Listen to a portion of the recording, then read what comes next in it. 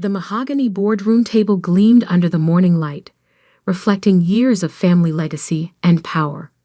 I sat there, hands folded neatly in my lap, watching my father pace back and forth like a prosecutor ready to deliver his final argument. My brother Marcus leaned against the wall, arms crossed, a hint of a smirk playing at the corners of his mouth. "Alexandra," my father began, his voice carrying that familiar tone of disappointment I'd grown accustomed to over the years. "We need to discuss your position at Harrison Industries." I nodded quietly, already knowing where this conversation was heading. For 15 years, I'd worked my way up through every department of our family's manufacturing company. Not because I had to. Being a Harrison meant I could have walked straight into an executive role, but because I wanted to understand every aspect of the business my grandfather had built from nothing. "The board meeting yesterday," he continued, running a hand through his silver hair. "That was the final straw." "Ah, yes, the board meeting, where I'd suggested implementing a profit-sharing program for our factory workers and investing in sustainable manufacturing practices, where I'd presented data showing how employee satisfaction directly correlated with productivity and innovation, where I'd dared to challenge the old guard's perspective on what made a business successful.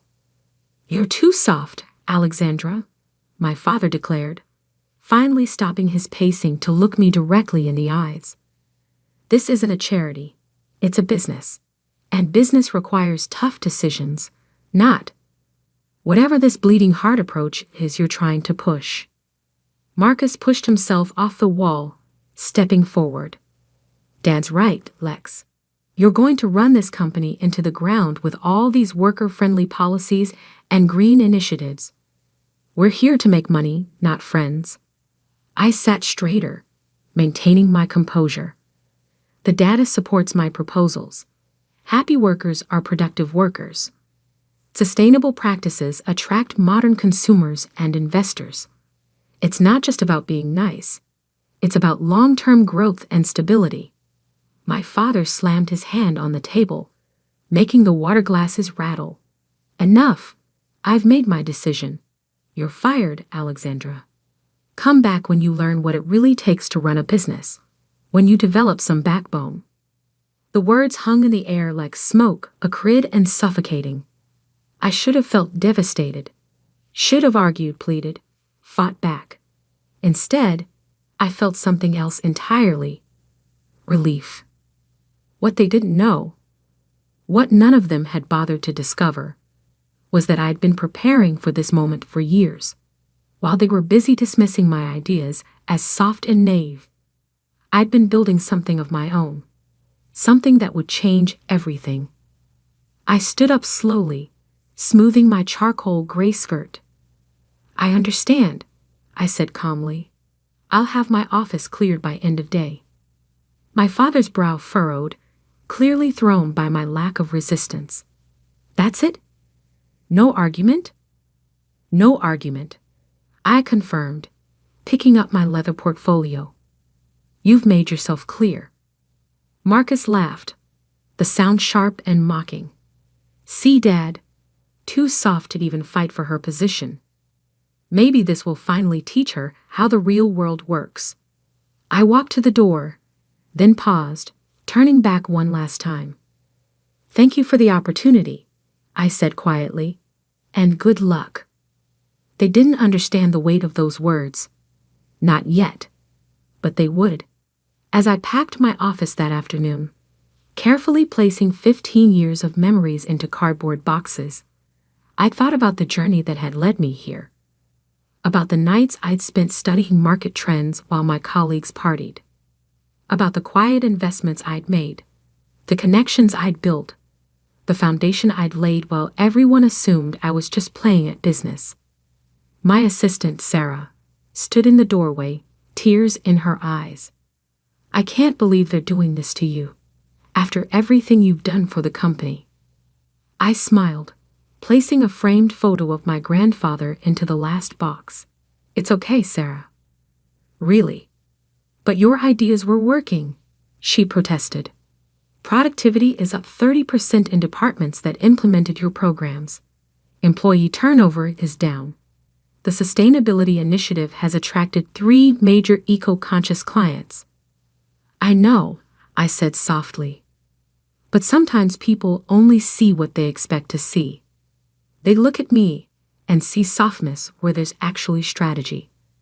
They mistake kindness for weakness.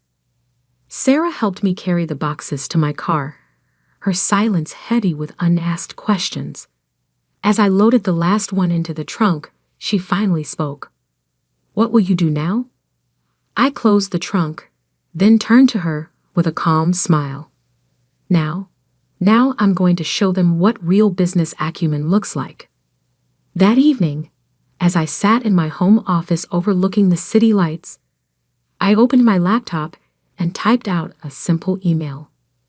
To Victor Morrison's subject, "Time to move." Victor, the situation we discussed has developed as expected. I'm ready to proceed with Phase 1. Best, Alexander Harrison. Victor's response came within minutes. "Are you sure?" "Once we start, there's no going back." I didn't hesitate. "I'm sure." "Let's begin." What my father and brother didn't know was that 3 years ago, I'd started quietly building a competing company. Nova Manufacturing had begun as a small operation, but through careful planning and strategic acquisitions, we'd grown into a formidable force in the industry. I'd used a different name, operated through holding companies, kept my involvement completely hidden. While they were busy mocking my soft approach to business, I had been revolutionizing manufacturing processes, implementing the very programs they'd rejected at Harrison Industries. And it was working. Nova's productivity rates were industry-leading. Our employee satisfaction scores were off the charts. Our sustainable practices had attracted major contracts and positive press. Most importantly, we were profitable.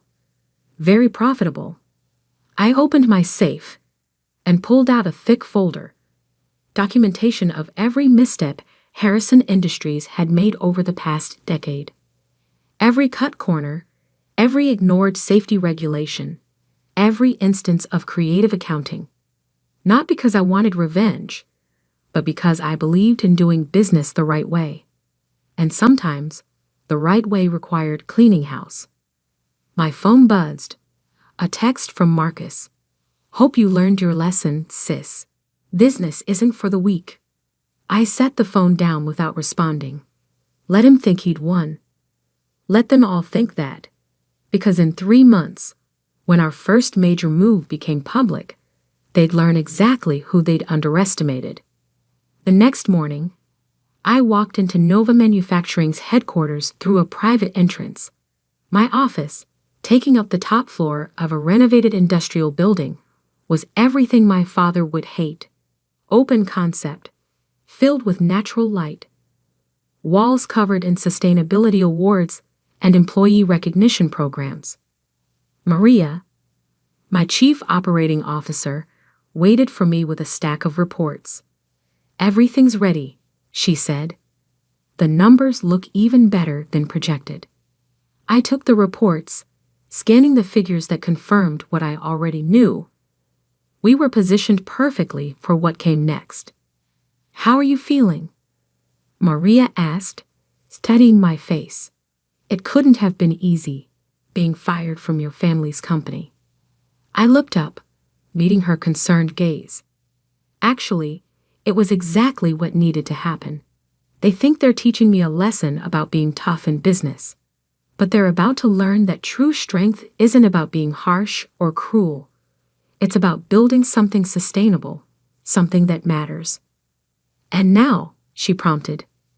"Now," I said, turning to the wall of windows overlooking the city, "we show them exactly what soft leadership can accomplish." That afternoon, I called a company-wide meeting. 300 employees gathered in our main conference space, not seated in rows like at Harrison Industries, but in collaborative groups around tables. These were people who had chosen to work here, who believed in our vision of what manufacturing could be. As some of you may have heard, I began, standing at the front of the room. Harrison Industries has recently made some leadership changes. This creates an opportunity for us. Over the next 3 months, we're going to demonstrate that profitability and responsibility aren't mutually exclusive. That treating people well isn't weakness. It's the strongest business strategy there is. The room erupted in applause. These people knew what we were building here. They believed in it because they lived it every day. After the meeting, I sat alone in my office, looking at an old photo of my grandfather. He built Harrison Industries from nothing, driven by a vision of creating something meaningful. Somewhere along the way, that vision had been lost, replaced by an obsession with short-term profits and power plays. My phone buzzed again. Another text from my father. The board approved your termination unanimously. Remember this lesson. I smiled, thinking about the lessons that were coming. Because while they were busy congratulating themselves on their toughness, I was about to show them what real business innovation looked like. And it would start tomorrow, with phase 1 of a plan 3 years in the making. A plan that would reshape not just Harrison Industries, but the entire industry.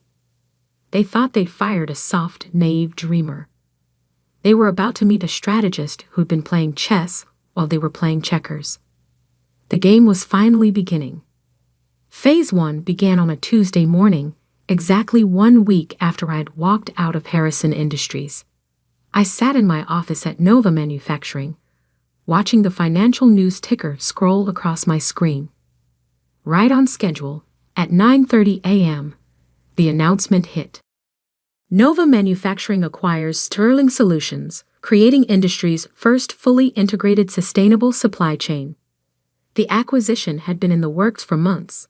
Sterling Solutions was Harrison Industries' biggest supplier, providing nearly 60% of their raw materials. My father had always dismissed them as just another vendor. He never bothered to build a relationship with their leadership, never saw the strategic value in their position. I had. My phone started buzzing immediately. First, a message from Maria. It's done. Sterling's board just signed the final papers. We own controlling interest. Then came the text I'd been waiting for, from Marcus. Did you see the news about Sterling? This is bad, Lex. Really bad. I didn't respond. Instead, I opened my email to find exactly what I expected. A message from Harrison Industries' procurement director requesting an urgent meeting with Nova's leadership to discuss ongoing supply arrangements. They had no idea I was that leadership. By noon, the industry was buzzing. Nova Manufacturing, previously seen as a rising but modest player, had just become a major force. Our stock jumped 12% on the news. Sterling's rose 15%. Harrison Industries dropped 8%. I picked up my phone and dialed Victor Morrison, my mentor and the one person who'd believed in my vision from the start. The dominoes are falling, he said when he answered. Your father just called me in a panic, asking if I'd consider emergency investment in Harrison. Apparently, their other suppliers are already raising prices, sensing blood in the water. What did you tell him? That I'd think about it.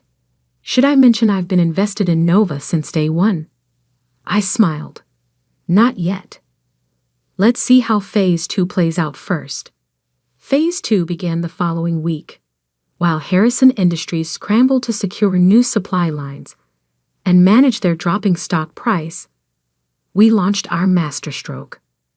Nova announced a revolutionary profit-sharing program for all employees, combined with industry-leading sustainability initiatives. It was everything I'd tried to implement at Harrison Industries, but on a grander scale. The press ate it up. Manufacturing's new model. Nova shows how business can be both profitable and responsible. Read one headline. The future of industry. Nova's revolutionary approach attracts top talent and investors, declared another. The day after the announcement, 3 of Harrison's top engineers submitted their resignations. By the end of the week, that number had grown to 12, all headed to Nova. That's when my father finally called. Alexandra. His voice was strained, lacking its usual authoritative tone. We need to talk. About what? You know damn well about what. This company you're working for, Nova. They're systematically destroying us. I need you to use your connections there. Help us negotiate a reasonable supply agreement with Sterling. I let the silence stretch for a moment. I thought I was too soft for business, Dad. Too naive to understand how things really work. Alexandra, please. This isn't about that. This is about family. No, I said quietly. This is about consequences. About learning that treating people well isn't weakness. That sustainable business isn't just about next quarter's profits. What are you saying? I'm saying that in about an hour, Nova Manufacturing will announce its next acquisition. You might want to prepare the board. I hung up before he could respond. Then I opened my laptop and sent the email I'd been preparing for 3 years. 2. Harrison Industries Board of Directors subject. Acquisition offer. Distinguished board members. Nova Manufacturing hereby offers to acquire Harrison Industries at $42 per share, a 40% premium over current market value. Given recent market developments and supply chain challenges, we believe this represents a generous valuation. I signed it with my full name. Alexander Harrison, CEO and founder, Nova Manufacturing. The response was nuclear. My phone exploded with messages. From board members, from industry contacts, from employees past and present. But the one that mattered most came from Marcus. It was you. All along, it was you. I texted back a single word. Yes. Within an hour, I was walking into Harrison Industries' boardroom. The same room where, just weeks ago, I'd been fired for being too soft.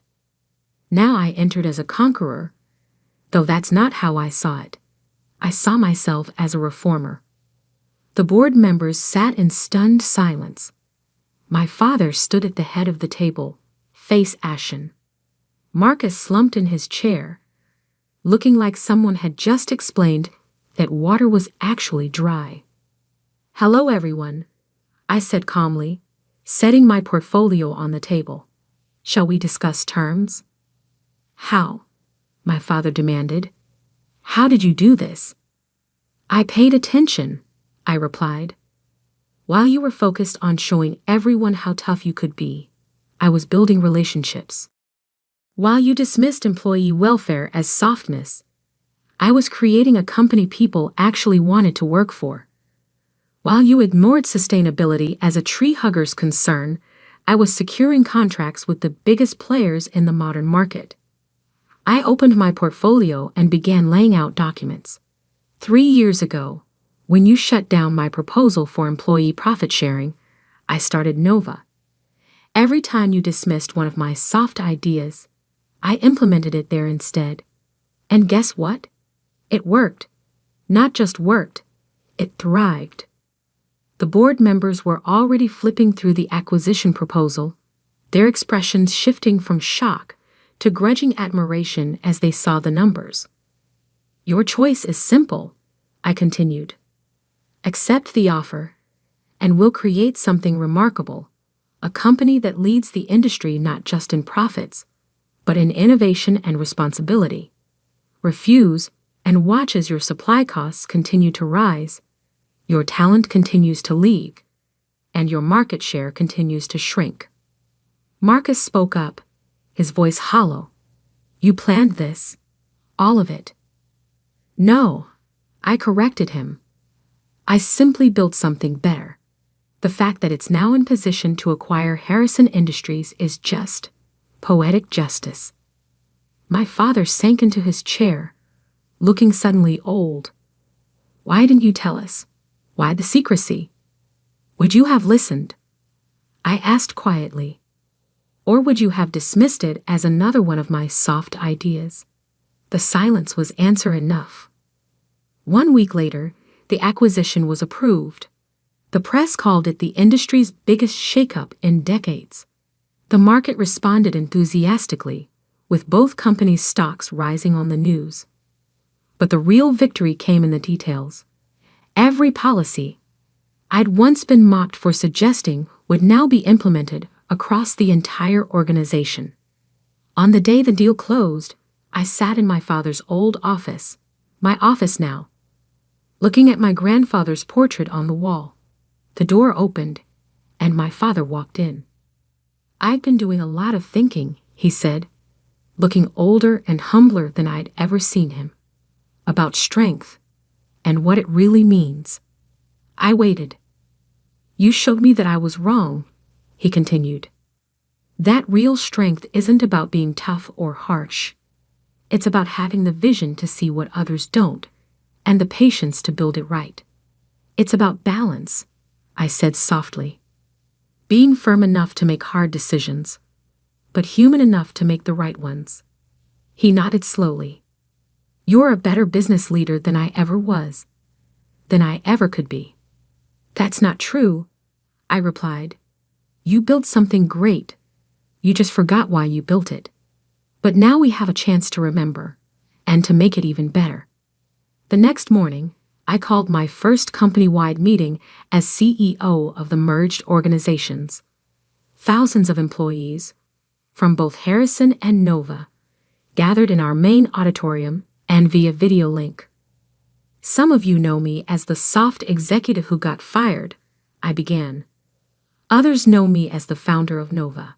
Today, I want you to know me as someone who believes that true business success comes not from being the toughest, but from being the wisest.